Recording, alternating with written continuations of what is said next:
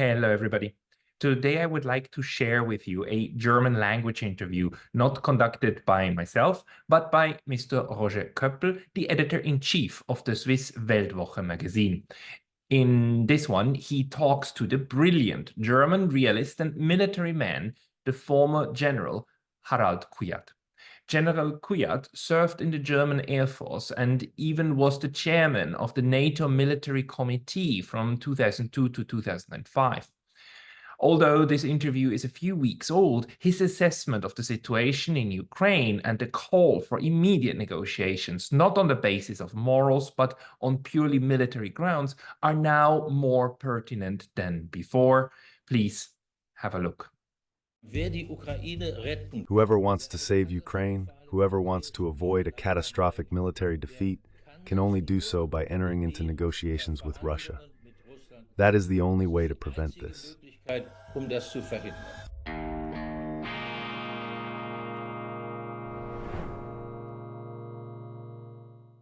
Grüezi miteinander, ganz herzlich willkommen und einen wunderschönen... Hello everyone, a very warm welcome and a wonderful good day, my esteemed ladies and gentlemen, dear friends from near and far.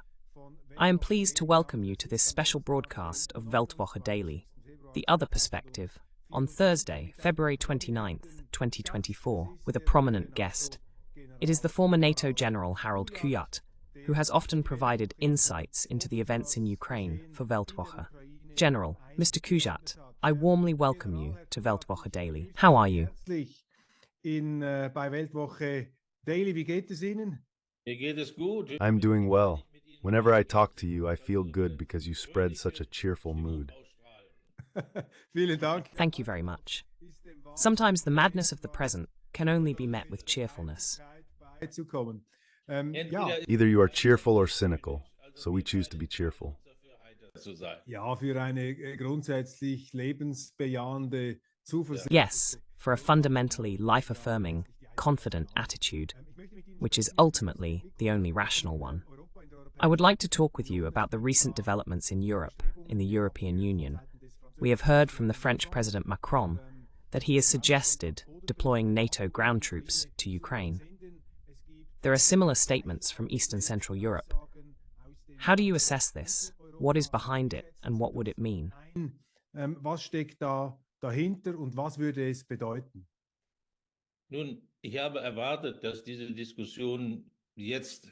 Well, I expected this discussion to arise during this period. I have also been pointing out for months that this discussion would come, namely when a military defeat of Ukraine becomes apparent.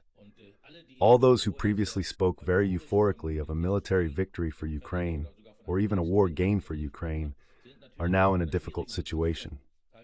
If you follow the discussion, panic is already breaking out in some cases. This would be the last opportunity to prevent a catastrophic military defeat for Ukraine. Militärische Niederlage der Ukraine zu verhindern. Ist das, wenn ich hier gerade einhaken darf, ist das für Sie... Is this for you a kind of desperate rattling? Are these signals knocks from those who are, so to speak, whistling from the last hole? Or do these escalation scenarios need to be taken seriously? Is it actually conceivable that the West, that Europe, that the Americans would send NATO troops into Ukraine? NATO-Truppen in die Ukraine schicken? Ich glaube, wir müssen da differenzieren. Die Vereinigten Staaten... I believe we need to differentiate here. The United States and also Russia have made it clear from the beginning that they absolutely want to avoid a confrontation between NATO and Russia, especially between American and Russian soldiers. President Biden has even drawn red lines. I recall the delivery of HIMARS rocket launchers and ATAC-MS missiles. In both cases, the long-range version was not delivered, meaning the ATAC-MS with a range of 300 kilometers, but rather the older version, which only reaches 160 kilometers. Geliefert worden, sondern die ältere Version, die nur 160 Kilometer schießt, und hat eindeutig dazu gesagt, wir machen dies, damit... And he clearly said, we are doing this so that no attack can occur deep in Russian territory. We want to avoid a conflict. This could create an escalating effect that leads to what we actually do not want. You are right. There is now also a pressure to justify, among some who have spread propaganda in Europe to an excessive degree. I go so far as to say that lies were told, really told, to overemphasize the achievements of the Ukrainian armed forces. At the same time, the Russians were portrayed as incompetent, unable to lead, and suffering heavy losses. Zu führen, mit hohen Verlusten dargestellt. Das löst sich nun langsam alles auf. This is now slowly all dissolving.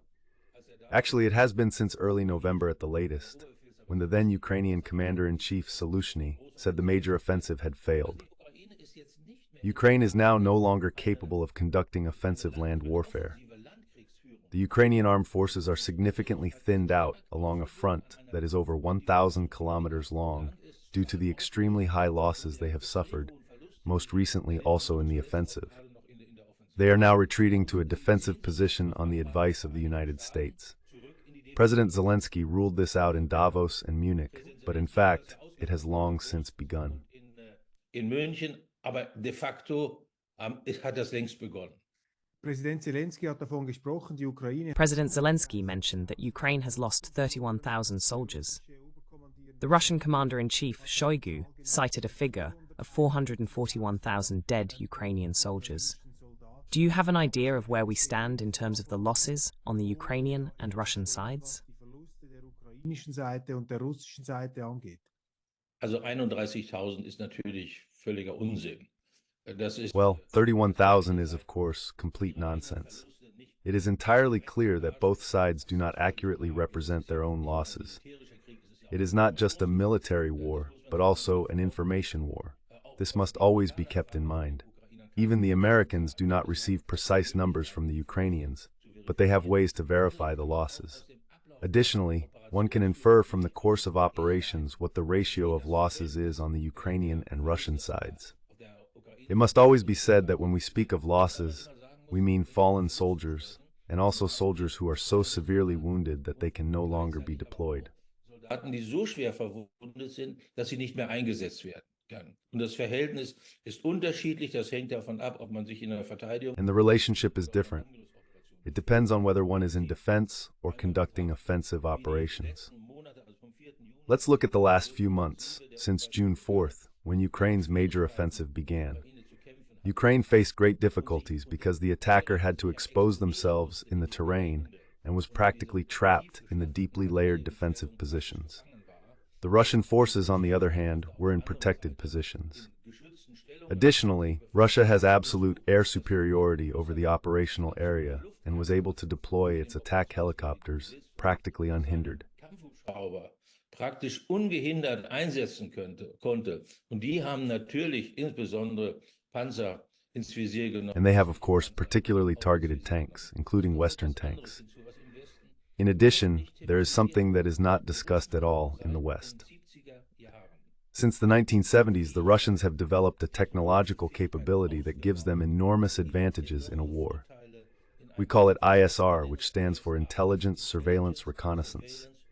It involves creating a network of satellites, drone reconnaissance, and other reconnaissance means, and closely linking this with weapon systems. This means that a target, once detected by this ISR system, can be immediately engaged. We say without delay. Sofort bekämpft werden kann. Wir sagen zeitverzugslos. Na gut, es mögen Bruchteile von Sekunden sein oder Sekunden. Well, it may be fractions of a second or seconds, but in any case, this target is engaged in an extremely short time. This, combined with air superiority, has given the Russians enormous advantages in defending against this offensive. This must also be mentioned in this context, as it has led to enormous losses on the Ukrainian side. This is also the reason why there is currently a wave of mobilization in Ukraine, not the first one. There have already been several in which 500,000 soldiers are to be recruited. So, the numbers mentioned by Shoigu are much closer to reality than the numbers mentioned by Zelensky. Realität weit näher als die Zahlen, die Zelinski genannt hat. Es ist sehr interessant, dass eigentlich seit dem Einmarsch der Russen. It is very interesting that our media have been reporting, since the Russian invasion of Ukraine, that the Russian forces are causing massive devastation, including among the civilian population. About 3/4 of a year after this invasion, we had an interview in Welt Woche with the then ICRC President Peter Maurer. Rotkreuz-Präsidenten Peter Maurer. Und hat festgehalten in diesem Interview, schriftlich, also hat And he noted in this interview that for him, the remarkable thing about this war is that the number of military casualties is much greater in relation to civilian casualties. Both sides, both the Ukrainian and the Russian, are exercising great restraint in the context of warfare, especially compared to previous wars, and are treating the civilian population with care, always relatively speaking. However, I keep reading today that it is a devastating war against the civilian population. Do you have any information on this, or can you provide an assessment of how the civilian population is also being affected, in addition to the military deaths? wie sozusagen neben den militärischen Toten auch die Zivilbevölkerung in Mitleidenschaft gezogen wird in diesem Krieg. Nun, man kann es ja vergleichen. Well, you can compare it. Let's compare it with the Gaza war. How many civilian deaths there are in relation to the deaths also reported by Ukraine. The civilian losses there are disproportionately greater. Die zivilen Verluste. Oder denken Sie In the Gaza war, ja, genau. Ich mag das gar nicht sagen, aber vielleicht sollte man auch daran erinnern. Or, I don't even like to say it, but maybe one should also remember that there was an air war against Germany in World War II. Millions of Germans were killed. That is completely disproportionate to what is happening there. I also have the impression that the Russian forces are primarily targeting military infrastructure. One consequence of the attack on the Kerch Bridge was that Russia began bombing supply infrastructure such as electricity and gas. That, of course, also has to do with it. I know people will now accuse me of justifying it. Also ich weiß, man wird mir jetzt vorwerfen, ich rechtfertige das. Ich rechtfertige das gar nicht. Ich versuche nur die Fakten darzustellen. I'm not justifying it at all. I'm only trying to present the facts. 2 million civilians also live in Crimea. For them, the Kerch Bridge is the lifeline. They are supplied via this bridge. That is why Russia reacted by massively attacking the supply infrastructure. I have the impression that there is no widespread bombardment of civilian facilities. Of course, there is significant devastation in the civilian infrastructure in the combat zone. We are seeing this now with the AFDFK, but we also saw it in Bakhmut and other places. There, massive destruction is taking place. Da finden natürlich gewaltige Zerstörungen statt. Im Grunde werden diese Städte dem Erdboden gleichgemacht. Aber basically, these cities are being leveled to the ground. This is because cities like Avdiivka or Bakhmut are being fortified by the Ukrainian armed forces. In Bakhmut, for example, there have been battles similar to those in Stalingrad. The Ukrainians were on the first floor, the Russians on the ground floor. Naturally, a lot of building substance was lost, even though there were still a small number of civilians in many of these places. Most have fled. My impression, to put it briefly, is that efforts are being made to spare the civilian infrastructure. Die zivile Infrastruktur, zumindest es wird versucht, sie zu schonen. Und Sie sehen das auch in Kiew, da findet das Leben ganz normal. And you see it in Kiev as well. Life goes on as normal, as if there were no war at all. It was completely different in Berlin in 1945. But it also has to do with the fact that in such a war there is an attempt to act economically. It is uneconomical to destroy civilian houses if one does not want to carry out terror attacks to demoralize the population. One must use the combat resources available where they have a direct impact on the war. And I have the impression that Russia is doing that. Unmittelbar auf den Krieg auswirkt. Und ich habe den Eindruck, dass Russland das tut. Wie schätzen Sie ein als Militär, der ja sich mit How do you assess this as a military expert who has had to deal with different scenarios? Perhaps a very brief assessment. When an army, like the Ukrainian one now, essentially digs in within cities, how do you evaluate that? We have also seen this in Mariupol. Is this a tactic that is used when one is attacked, as by the Russians now? Or is it also a questionable strategy by Kiev to have declared these cities as focal points? Or is it militarily unavoidable given the situation? Perhaps an assessment on that. Angesichts der Situation, vielleicht dazu noch eine Einschätzung. Nun, das ist eine Folge der Tatsache, dass die Ukraine. Well, this is a consequence of the fact that Ukraine is not capable of engaging in mobile combat, the combat of combined arms. This is actually the most effective form of defense. You evade the enemy where you can and strike them on the flank. This is classic operational conduct. Ukraine is not capable of this. Therefore, it has to choose this path to hold ground and territory. Gelände, Territorium zu halten. Also quasi man verwickelt den So you involve the opponent in a kind of urban warfare where it gets very tight and costly in terms of losses. geht. Wir haben das ja gegen Ende des Krieges auch gemacht in Deutschland. Es wurden bestimmt. We did the same thing in Germany towards the end of the war. Certain cities were declared fortresses. The problem with this is that the enemy can exploit it, and the Russians did just that. I will explain this shortly. The second problem is the risk of missing the right moment to abandon this fortress. This is exactly what happened in Azovstal. It led to a chaotic escape. Many Ukrainian soldiers were killed, and many were taken prisoner by the Russians because this moment was missed. Viele sind in russische Gefangenschaft geraten, weil man diesen Zeitpunkt verpasst hat. Vielleicht nur 2 oder 3 Tage. Aber das reichte schon. Maybe only for 2 or 3 days. But that's enough. The Russians had encircled the city on 3 sides and left an access to the west to induce the Ukrainians to bring in new troops into this bloodbath. Because that is the Russian strategy. That is pure Clausewitz. Make the opponent defenseless, then everything will fall into your hands by itself. You make the opponent defenseless when his forces can no longer fight, and he has suffered such great losses that he can no longer effectively conduct a defense. Auch eine Verteidigung nicht mehr wirksam durchführen kann. Und hätte Zelensky eine andere Wahl gehabt? Did Zelensky have another choice? Or did he, so to speak, involuntarily play into the hands of the Russians by allowing his army and his most important brigades to be destroyed in these fortresses? Hat zerstören lassen. Ja, es gab ja in dieser Frage einen deutlichen. Yes, there was a clear difference of opinion on this issue between Commander-in-Chief Zaluzhny and Zelinski. Zaluzhny, as a military man, has tried to keep losses as low as possible. He would have also tried to get out of the fortress early if the situation became hopeless, as long as the way was still open. In Azovstal, the exit was becoming increasingly narrow, so much so that Ukrainian soldiers even came within the range of Russian small arms and suffered significant losses as a result. That means it was clearly too late. Zelensky pursues a different policy, I must say, not a different strategy. He tries to demonstrate that Ukraine is not only capable of holding ground, but also of reclaiming it square meter by square meter. Auch Quadratmeter Quadratmeter zurückzuerobern. Nur dadurch glaubt sich der Unterstützung durch. He believes that only in this way can he be sure of continued support from the West. No one bets on a lame horse, as the saying goes. The West only invests if it believes, even if mistakenly, that there is still a chance to turn the strategic situation in favor of Ukraine. And that was Zelensky's intention. This has repeatedly led to disputes between him and his commander-in-chief.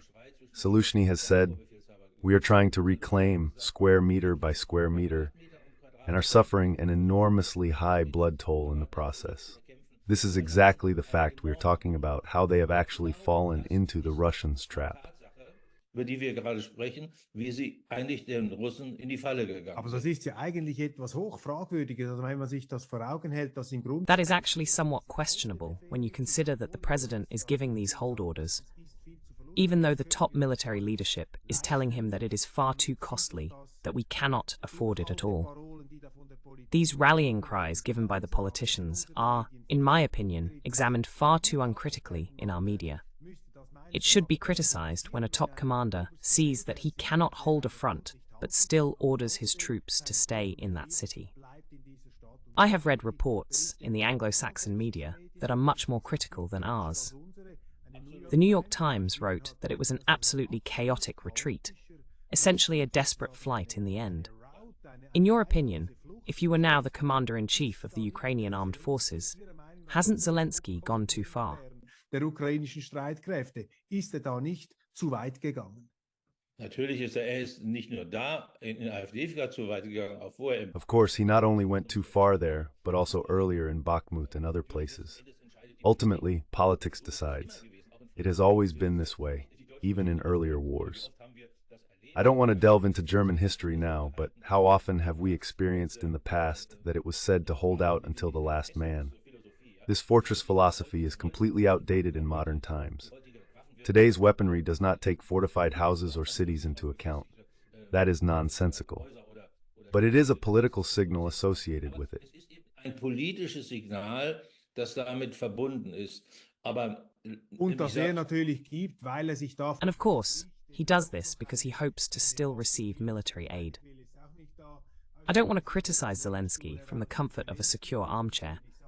I'm just saying that he might have had to do this from his perspective to prove to the West that they are not a losing party and still have a chance.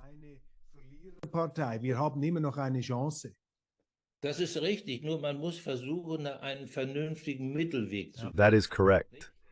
But one must try to find a reasonable middle ground. In both cases, both Bakhmut and Avdiivka, I must say, they were simply held for too long. And then large parts were left behind, which then fell into Russian captivity because they couldn't get out anymore. At some point, the opponent closes the bag, and then it's over. It's about maintaining a reasonable balance. Of course, the president is responsible for ensuring that support continues. For that, certain successes must also be achieved. That's completely clear. But in the end, he, just like his commander-in-chief, has responsibility for his soldiers. And that is the crucial point. Verantwortung auch für seine Soldaten. Und das ist der entscheidende Punkt dabei. Was würden Sie, wenn Sie als Berater... What would you suggest to Zelensky if you were brought in as an advisor? What options does he even have left? We read sporadically in our media, somewhat more broadly in the Anglo-Saxon and other portals, that the Russians are now advancing on a broader front. What military options does Zelensky even have left? Zelensky überhaupt noch militärisch für Optionen?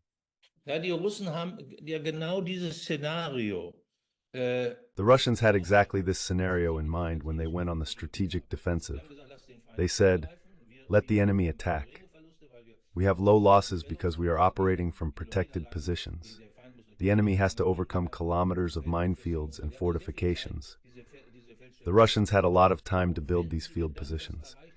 When the opponent is then so reduced in their personnel strength, we go on the counterattack. Dann gehen wir zum Gegenangriff über. And we are observing that now, this is, so to speak, the opponent's moment. Seit Anfang Oktober beobachten wir das, dass die Russen... Since the beginning of October, we have observed that the Russians are proceeding differently than Ukraine. Ukraine launched a major offensive that was celebrated as a great victory in the West, even before it began. But the Russians are acting selectively. Now they have taken Avdiivka. This has a great advantage. The terrain around Avdiivka is very flat. The Ukrainians have to retreat far back until they reach positions that they can really fortify.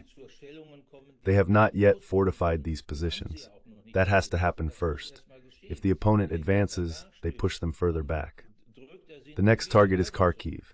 In Kupiansk, the Russians have amassed a significant number of troops. Also in Kupiansk eine erhebliche Zahl an Truppen zusammengezogen und werden in den nächsten Tagen auf Kharkiv. And they will advance on Kupiansk in the coming days. And then there is Robotyne in the south, where they will attack again. This means they are proceeding selectively. The advantage for them is that the Ukrainian defense line is so thinned out. This makes the defense, of course, extremely difficult. Additionally, the positions are only now being expanded. It is just beginning. This means the Russians will continue to press forward. In the West, it is always discussed that weapons and ammunition would change everything. Of course, these are also needed, but weapons alone do not decide victory or defeat. It is the soldiers who operate these weapons who decide victory or defeat. Die diese Waffen bedienen, entscheiden über Sieg und Niederlage. Und diese Mobilisierung, die ja schon vor Wochen angelaufen ist. And this mobilization, which started weeks ago, is not making progress. The proposal is still being debated in the Rada because it is known that it is not well received by the public at all. This was also another point of contention between Zelensky and Zaluzhny.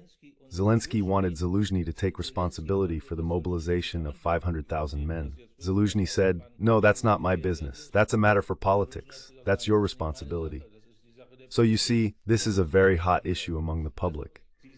It also shows that Zelensky's approval ratings are dramatically declining, while Zaluzhny's approval ratings remained very high until the end. Zelinskis Zustimmungswerte bis zum Ende eigentlich sehr, sehr hoch waren. Also hier gehen die Russen und die Russen haben Zeit. So the Russians are proceeding very slowly and selectively here.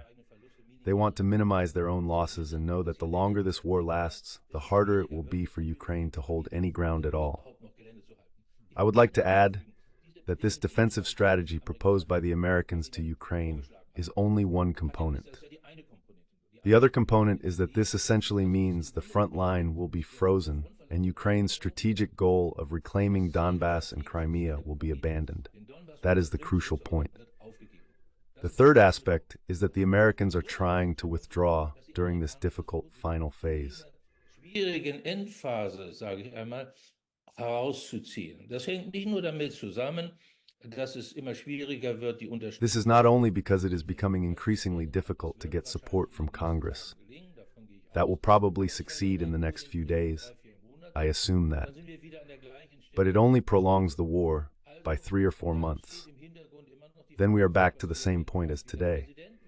And then the question still looms in the background of what happens if Trump becomes president again, who has said he would end the war in 24 hours. So it is very convenient for the Americans to say that we need to create a long-term solution for Ukraine, to reach a ceasefire with this frozen front line that allows us to rebuild Ukraine militarily and economically. But the Europeans are always supposed to take on this role. Aber diesen Takt sollen die Europäer übernehmen. Genau. Ja? Und wo ist Ihrer Meinung nach im Moment nur ganz kurz das Problem der Russen? And where do you currently see the problem with the Russians, who now have the upper hand and are advancing? One could argue that the Russians are simply marching forward, destroying and demilitarizing Ukraine. Can they just keep marching forward now? Or do the Russians also have problems that make a hopefully soon negotiation solution likely? Vielleicht dann auch eine hoffentlich baldige Verhandlungslösung wahrscheinlich machen. Also es hängt davon ab, welches Ziel die Russen verfolgen. Wenn es So it depends on what goal the Russians are pursuing. If it is as repeatedly claimed in the West that the Russians want to completely conquer Ukraine and then also attack NATO states, then they will of course continue to advance and try to establish a base for further attacks, for example on the Baltic states, Poland, or Romania. auf Polen oder Rumänien. Aber Putin allerdings im However, what Putin categorically rejected in the interview with Tucker Carlson is that he said it would be against all common sense to attack NATO, because that would mean World War III. bedeutet den Dritten Weltkrieg. deshalb habe ich am Anfang auch gesagt, beide, Russland That is why I said at the beginning that both Russia and the United States definitely want to avoid a war between NATO and Russia. I estimate that the goal of the Russians will be to consolidate the 4 regions they annexed on September 30th, 2022, within their former administrative borders. The question still remains whether they will also take Odessa. I think, yes, they will. This has historical and strategic reasons. By doing so, they would cut Ukraine off from the Black Sea and establish a connection with their troops in Transnistria. Moreover, it is also not in the interest of the Russians to fully occupy Ukraine. das Interesse der Russen gar nicht die Ukraine völlig zu besetzen. Das Interesse kann gar nicht sein. Denn der Aufwand, die Zahl der Soldaten, The interest cannot be there at all, because the effort and the number of soldiers they would need to keep the entire Ukraine under control would be enormous. Imagine, in the small GDR, 300,000 Russian soldiers were stationed. How many would it have to be in Ukraine then? Additionally, this complete occupation of Ukraine would mean that NATO soldiers and Russian soldiers would be facing each other eye to eye. This could mean that a human or technical error occurs which can no longer be contained by politics. There is an escalation that gets out of control, and then they have exactly what both states want to avoid. und dann haben sie genau das, was beide Staaten vermeiden wollen. Jetzt gibt es ja ganz interessante Meldungen und Nachrichten, die zum Teil in unseren Medien There are quite interesting reports and news that are partly brought to our media, partly not. The New York Times reported that there have been 12 secret CIA bunkers in Ukraine for over 10 years, relatively close to the Russian border. We have also heard of Macron's proposal to send NATO ground troops there, although I believe he has already backpedaled a bit. In the Financial Times, British sources said that one should not play on this keyboard now. Incidentally, there are already covert NATO units in Ukraine. Verdeckte NATO-Einheiten in der Ukraine. Und jetzt habe ich mir einfach die Frage gestellt, warum kommt das heraus mit diesen CIA? And now I simply ask myself the question, why is this coming out with these CIA bunkers and now this NATO discussion? Could it also mean that they want to signal to the Russians, by the way, be careful, we are already there, don't overdo it with your campaign? So that would be a kind of warning retreat strategy. Or are we observing another development that Viktor Orban was very worried about when we had him here in Zurich for the Zurich speech? He asked the question there whether NATO would even accept that Ukraine loses this war. Perhaps your assessment between these two poles. Vielleicht dazu noch zwischen diesen beiden Polen die Einschätzung von Ihnen. Ja, das ist ja auch meine These, nicht?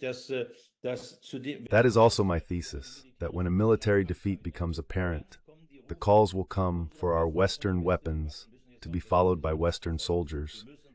And then the argument comes that otherwise Russia will conquer the entire Ukraine and then march against the West. So that's a logical consequence.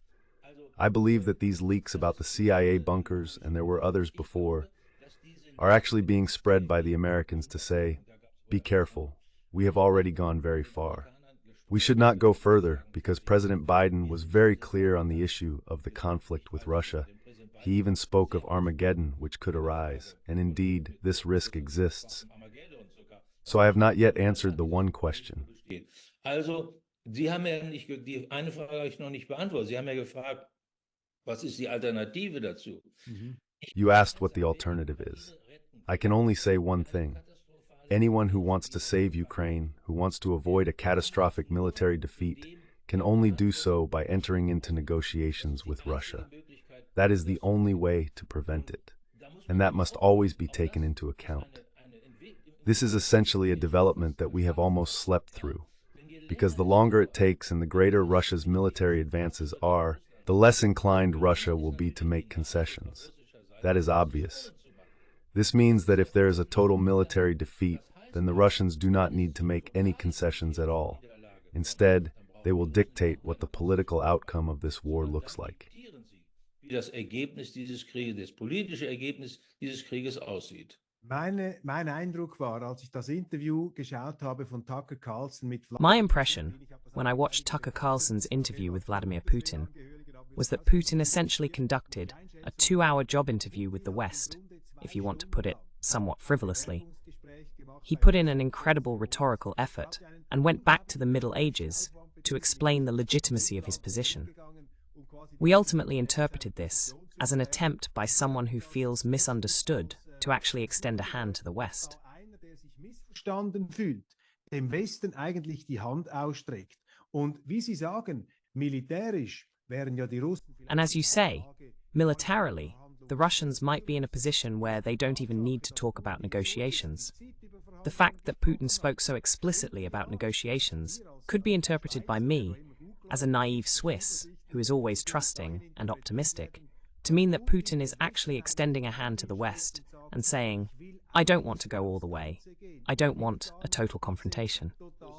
I see we have gained more participants. Wir haben noch Zuwachs bekommen da. Ich will vielleicht auch noch einen Punkt machen. Was ich glaube, I would perhaps like to address one more point. I believe that the Russians naturally want to consolidate the conquered territories. However, it is also the case that they want to establish a buffer zone to avoid a confrontation with NATO. By the way, the Americans wanted that too. In 1997, the Russian Commander-in-Chief Kvashnin came to NATO headquarters. I was a young 2-star general at the time. Since one program item was cancelled, I was tasked with entertaining him for an hour. He explained to me in 2 or 3 sentences, we have Russia here and we have NATO here. ich sage jetzt mal in 2, 3 Sätzen nur.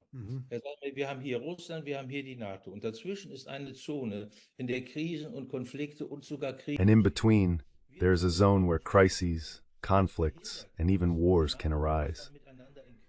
We need to find an arrangement that prevents NATO and Russia from going to war with each other, because something is developing here that we both cannot control. We then tried to include a clause in the NATO-Russia Founding Act that states, if one side feels its security is threatened and the other is affected in any way, then both will sit down together and negotiate in confidence and with the desire for a positive outcome. Mit dem Wunsch, ein positives Ergebnis zu erzielen und so weiter. Mit vielen, aber genau das ist da geschehen. Und ich höre jetzt, but that is exactly what happened. And now I hear that this idea of a buffer zone is coming up again, albeit in a different variant. The Russians want to establish a buffer zone in Ukraine. This means that what remains of Ukraine after a possible military defeat will de facto become a buffer zone between NATO and Russia. This is exactly what Henry Kissinger said in his article in 2014. Henry Kissinger 2014 in seinem Namensartikel gesagt hat. In this famous article, he also referred to Ukraine as a kind of bridge between East and West. It must not become either an outpost of NATO against Russia or an outpost of Russia against NATO. Jetzt müssen wir aber trotzdem noch über die Gefahr einer NATO-Eskalation. Now, however, we still need to talk about the danger of a NATO escalation. When I look at the statements, for example, in the Baltics, I see in various sources that newspapers are already talking about Russian mobilization plans with an invasion in the Baltics. Thus, the danger of an imperialist approach by the Russians is presented very concretely in the form of war games. Then we have politicians in Germany from the bourgeois mainstream, like Roderich Kiesewetter, who has explicitly called for bringing the war to Russia, bombing ministries, attacking oil refineries and military bases. Bombardieren, Ölraffinerien und militärische Stützpunkte. Und wir haben eine Frau Strack-Zimmermann, die mit einem Taurus-Sweatshirt. And we have a woman, Strack-Zimmermann, who appears in a Taurus sweatshirt and advocates for sending these cruise missiles to Ukraine. This means we already have a certain political pressure from people who are obviously seriously convinced that the war must now be escalated. How representative are these voices in NATO countries? How dangerous is it that NATO then still says, we are going in and want to see if the Russians still dare to fire a shot? How great is the risk of escalation in light of these statements? Auch vor dem Hintergrund dieser eben zitierten Aussagen. Also die NATO wird als NATO nicht reingehen. NATO will not intervene as NATO. I am absolutely convinced of that.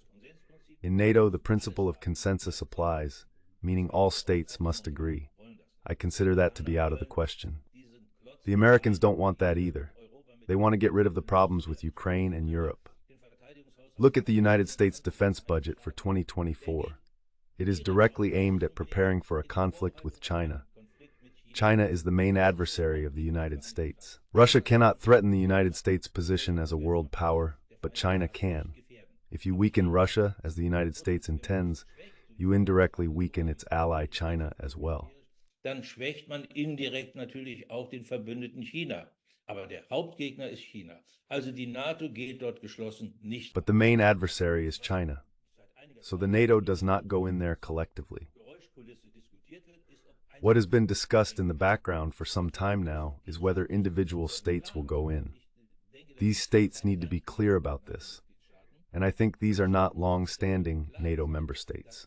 These states need to be clear that if they go in bilaterally with 2 or 3 NATO allies together, this does not trigger the alliance case under Article 5. They would be on their own. Of course, one never knows how the dynamics would develop in such a case if there were calls for help from these states, whether more would follow and we would all be drawn into this quagmire. Und wir dann insgesamt in diesen Sumpf sozusagen hineingezogen werden. Wie gefährlich ist diese Situation? Das haben ja Kriege auch an sich. How dangerous is this situation?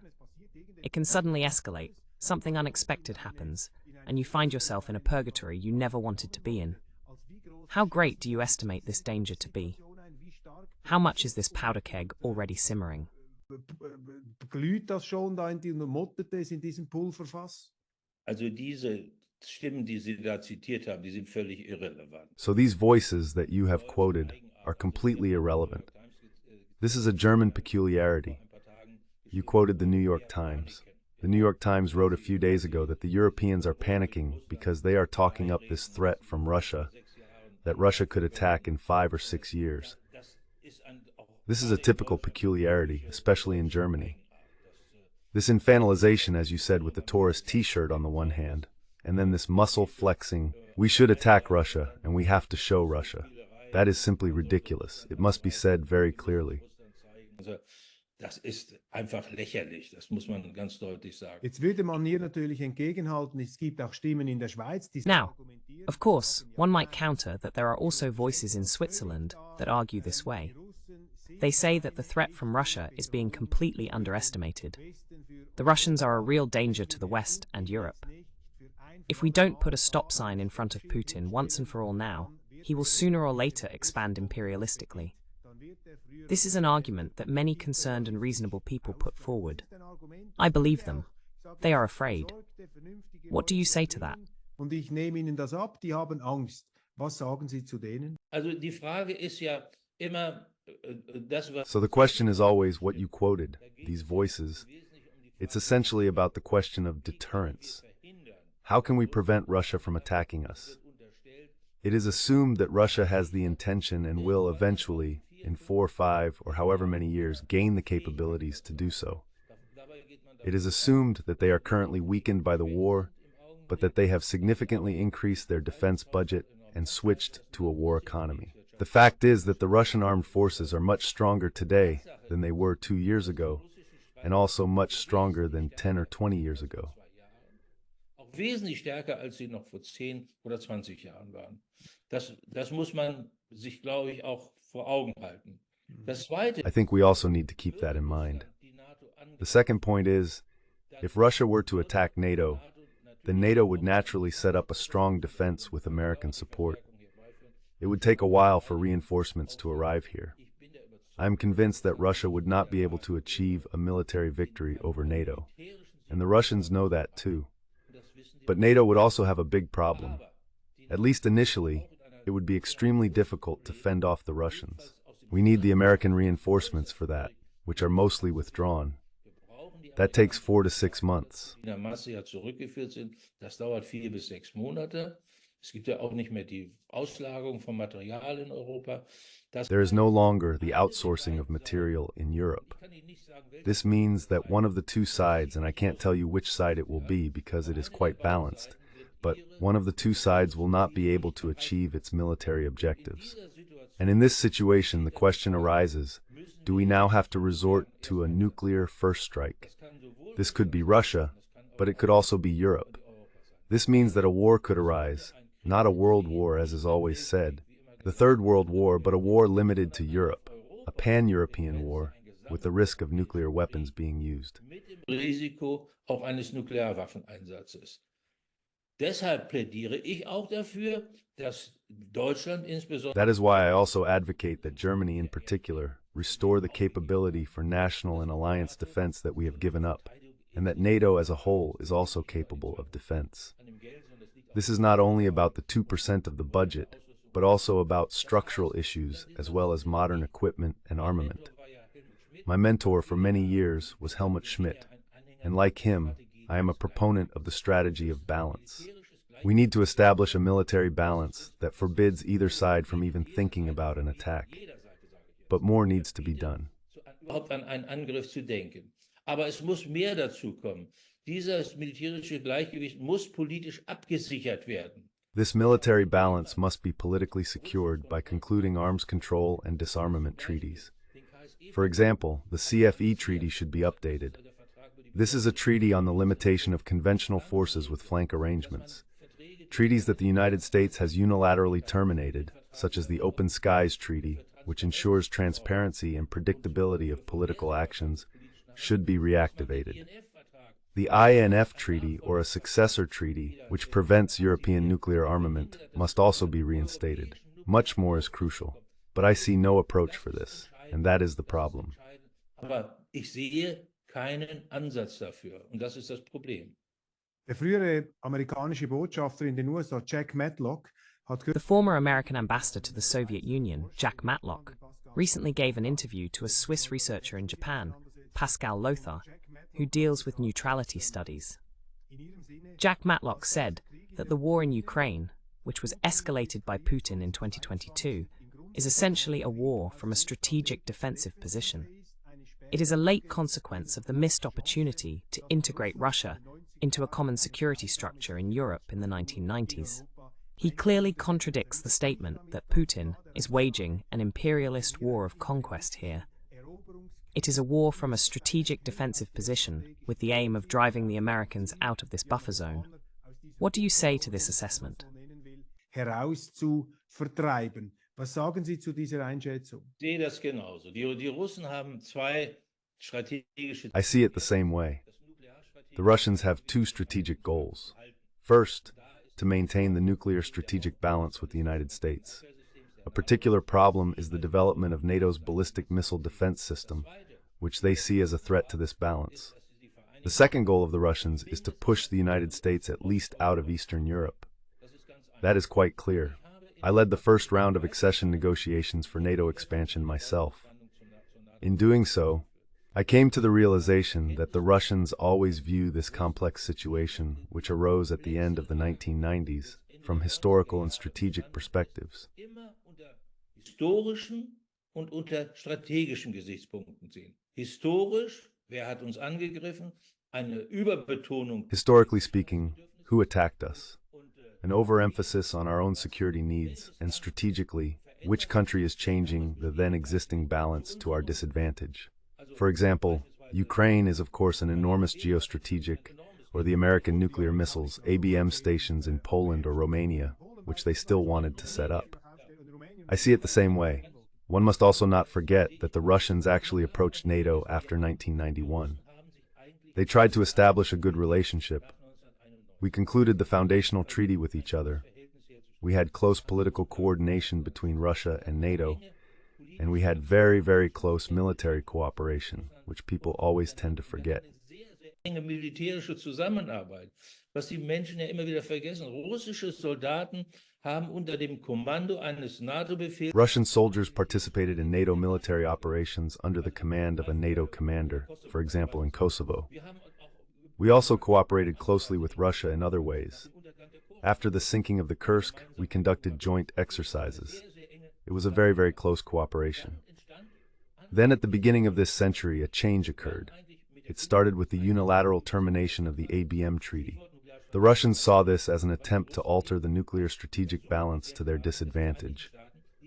Then followed further treaty terminations, such as the INF treaty.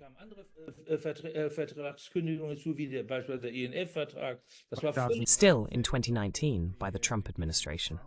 Ja, völlig unnötig war das. Yes, it was completely unnecessary. And I can only say that in Germany the politicians said the termination was unavoidable. No, it was not unavoidable at all. Because all systems, both American and Russian, were destroyed by February 2005. Therefore, the very effective verification mechanism was no longer exercised, because there was nothing left. Nicht mehr ausgeübt, denn es war ja nichts mehr da. Als die Amerikaner dann sagten, ja, die Russen rüsten. When the Americans then said that the Russians were rearming in the intermediate range sector and had broken the treaty, so we have to terminate it, the simplest thing would have been to reactivate the verification mechanism. The Russians were ready for this. This mechanism not only allowed control over station systems, but also access to the factories where the weapons are manufactured and to the institutes where the weapons are developed. This is the treaty with the strongest verification power ever concluded. It was terminated, just like the Open Skies Treaty. We don't need to discuss this further. From the Russian perspective, all of this was intended to change the relationship and the balance. Das Verhältnis, das Gleichgewicht zu verändern. Hat das Gleichgewicht fast zum Kippen gebracht. Almost tipped the balance. A few years ago, I had the opportunity to have a conversation with the then Chancellor Angela Merkel. The topic of Crimea was also discussed. This was in the aftermath of the annexation of Crimea, or the accession of Crimea to Russia. Mrs. Merkel said something very interesting. She said, "For us Germans, and Germany is an important country, we don't need to emphasize that it is still the most powerful economy in Europe. Although some efforts are being made in Berlin to change that, not for much longer. But still, Germany is a very important country that has always had a special relationship with Russia in the past." Mrs. Merkel said, "For us, this is a very difficult situation. Für uns ist das eine ganz schwierige Situation, denn wenn wir mit den Russen Friedensverhandlungen Because if we seek or advance peace negotiations with the Russians while certain areas are occupied, it essentially triggers the horror of history. It creates the impression that Berlin and Moscow are shaking hands and redrawing maps and borders, as in World War II. Perhaps an assessment from you. How can we return to a balance without Poland and the Baltic states fearing that Germany and Russia are forming a new Ribbentrop-Molotov pact? What are the strategic options for Germany? In your opinion, what should Chancellor Olaf Scholz do to contribute here without alienating the smaller states? zu leisten, ohne die kleineren Staaten zu vergraulen. Nun, ich habe ja begonnen mit dem bilateralen Verhältnis. Well, I started with the bilateral NATO-Russia relationship, which was very, very positive. Then there was a great opportunity, the Charter of Paris. We did not seize this opportunity. It could have led to a European area of peace and stability, incidentally with the participation of the United States. Russia had accepted this. In this system, both Russia and Ukraine would naturally have had their place. That is the crucial point. We missed this opportunity. Das ist der entscheidende Punkt dabei. Diese Chance haben wir verpasst. Und das heißt, And that means now, what can Germany do? What, in your opinion, should Chancellor Scholz advance? vorantreiben. Er ist eigentlich verpflichtet nach der Verfassung. He is actually obligated by the Constitution, which tells us we must serve the peace of the world. That is the true goal of this Constitution. He should try to bring this war to an end, and he has the chance to do so. I have always hoped that he could do this together with France in this tandem. The two countries are actually the European locomotive. This now seems difficult, especially due to this event in Paris, where the opposites clashed head-on. If I remember Macron's words correctly, then what he said was also very much directed against Scholz, when he spoke of the helmets that were initially only supposed to be delivered, and then tanks, and so on. Erst nur liefern wollte und dann Panzer und so weiter. Also, ich sehe die Chance darin, dass man... So, I see the opportunity in picking up what the Chinese proposed a year ago. This was immediately torn apart as a peace plan in Germany, but it wasn't a peace plan at all. Rather, it included some important points. I'll mention just two that are very important. The first point is that the two UN resolutions which were adopted by everyone at the beginning of the war should serve as the basis. In these resolutions, everyone, including Germany, committed to ending the war as quickly as possible and establishing peace. The second, actually more important point, is that we should start where we left off in Istanbul at the end of March, beginning of April. Wo man in Istanbul Ende März, Anfang April aufgehört hat. Das hat den großen Vorteil, dass die Hürden, die inzwischen... The great advantage of this is that the hurdles that both sides have built up in the meantime could initially be set aside. For example, on October 4th, 2022, Zelinski issued a decree prohibiting negotiations with Russia in his region. Russia has annexed two more regions, namely Zaporizhia and Kherson, and declared them as Russian territory. Further hurdles include the course of the war itself, which is in favor of Russia. These hurdles would reappear during the negotiations, but they would not stand in the way of starting the negotiations. That is the crucial point. As far as I know, the Chancellor will be traveling to Beijing shortly, and he should have this message in his luggage. Diese Botschaft sollte mit im Gepäck haben. Aber müsste ein Bundeskanzler Scholz... But shouldn't Chancellor Scholz simply tell Zelensky to negotiate? Or can he no longer do that, given the fact that he has repeatedly expressed his unwavering support in various speeches? Is such a turnaround even politically conceivable? Schubumkehr überhaupt politisch denkbar? Vielleicht eine kurze Einschätzung. Würde sich unglaubwürdig machen. No, he would make himself unbelievable. That's one thing. Because he has always said, we support Ukraine as long as possible. Our goal is to prevent Ukraine from losing and to prevent Russia from winning. That is, of course, a difficult mix that he has offered. That's one story.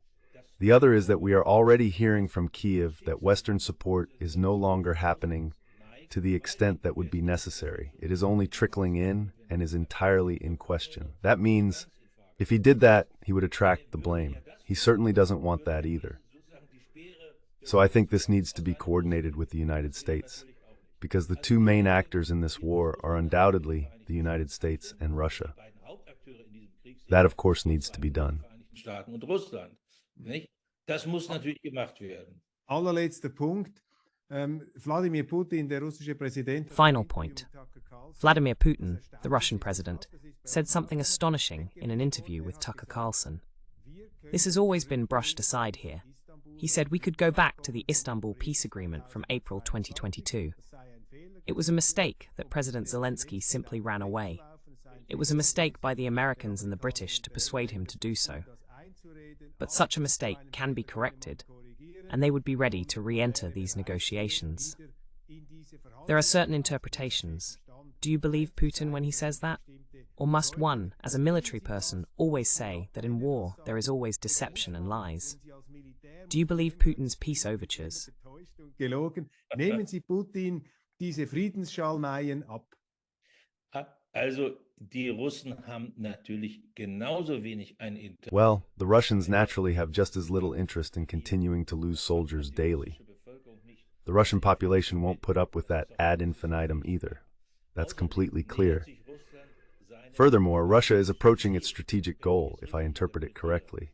That means the consolidation of the Donbass and so on. Of course, what was agreed upon in Istanbul, this so-called Istanbul communique, will be taken into account. It has been initialed by both negotiating partners. That means it has preliminary recognition from both sides. But I believe him for the reason I just mentioned. And that's also why I bring it up. Aus dem Grund, den ich eben gesagt habe, und das ist auch der Grund, weshalb ich das erwähne. Das heißt, wenn Scholz mit Xi Jinping... That means, if Scholz talks to Xi Jinping and says, "My dear Xi Jinping, please talk to Putin again," remind him of what he said in the interview, and ask for the official willingness to start again from where it was left off. But this cannot be in China. It cannot be in Russia. Not in Geneva this time either, but it must of course be in Istanbul again. That means the Turkish president would also have to be willing to take up the ball again. My impression is that he is willing. That means we need 4 acting persons. Scholz, who initiates it, Xi Jinping, who passes the ball to Putin, and the Turkish President Erdogan, who then ultimately says, "Okay, do it with us." That would be the solution. Macht es bei uns. Das wäre die Lösung. Highly interesting. Thank you very much, Mr. Kujat, for this conversation. Gespräch.